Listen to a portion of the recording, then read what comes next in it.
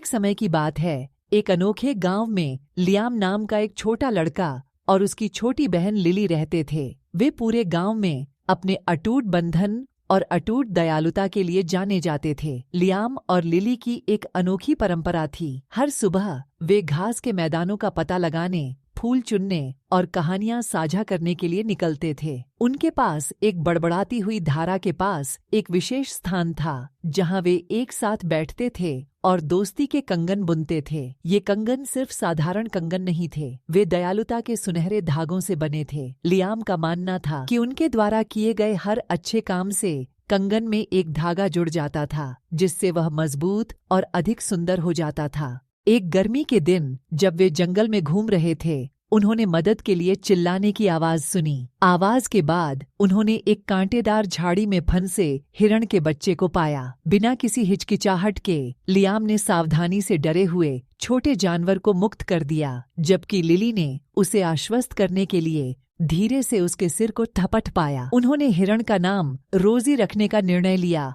और उसे अपनी देखरेख में ले लिया। महीने बीत गए और रोजी मजबूत और स्वस्थ हो गई। गांव की एक प्रिय सदस्य बन गई। लियाम और लिली ने दयालुता के कार्य करना जारी रखा, अपने बुजुर्ग पड़ोसियों की मदद करना, पेड़ लगाना और अपने खिलौने दूसरों के साथ साझा करना। हर शाम वे अपने कंगनों में सोने का एक नया धागा जोड़ते थे। प्रत्येक उस दिन किए गए अच्छे काम का प्रतिनिधित्व करता था। एक सर्दी में गांव में कड़ाके की ठंड पड़ी, फसलें सूख गईं और ग्रामीणों को पर्याप्त भोजन और जलाऊ लकड़ी खोजने के लिए संघर्ष करना पड़ा। लियाम और लिली ने कार्रवाई करने का फैसला किया। उन्होंने अपनी छोटी छोटी बचतें खाली कर दीं और ग्रामीणों के बीच वितरित करने के लिए आपूर्तियां खरीदीं। सर्द रातों के बावजूद उन्होंने जरूरतमंदों को अपने गर्म कंबल भी दिए। उनकी निस्वार्थता को देखकर ग्रामीण बहुत प्रभावित हुए। लियाम और लिली के उदाहरण से प्रेरित होकर उन्होंने एक दूसरे का समर्थन करने के लिए हाथ मिलाया। साथ में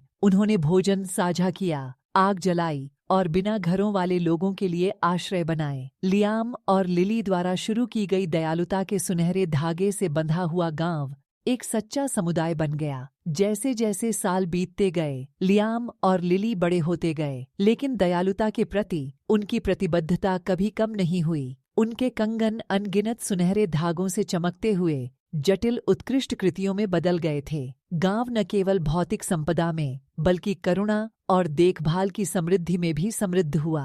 एक दिन गांव से गुजर रहे एक बूढ़े यात्री ने लियाम और लिली के कंगन और उनके चारों ओर फैली दयालुता की आभा देखी। उन्होंने महसूस किया कि इन साधारण आभूषणों में अपार शक्ति है, लोगों को एक साथ लाने, घावों को ठीक करने और एक बेहतर दुनिया बनाने की शक्ति। यात्री ने अपनी कहानी दूर दूर तक साझा की और जल्द ही अन्य गांवों ने भी इसका अनुसरण करना शुरू कर दिया। दयालुता के सुनहरे धागे ने पूरी भूमि में अपना रास्ता बनाना शुरू कर दिया, दिलों को जोड़ा और सभी को दयालुता के एक कार्य के प्रभाव की याद दिलाई। और इसलिए लियाम और लिली की विरासत जीवित रही, पीढ़ियों को यह सिखाती रही कि सच्चा धन सोने में नहीं बल्कि दयालुता के सुनहरे धागों में पाया जाता है, जो हम सभी को बांधते हैं।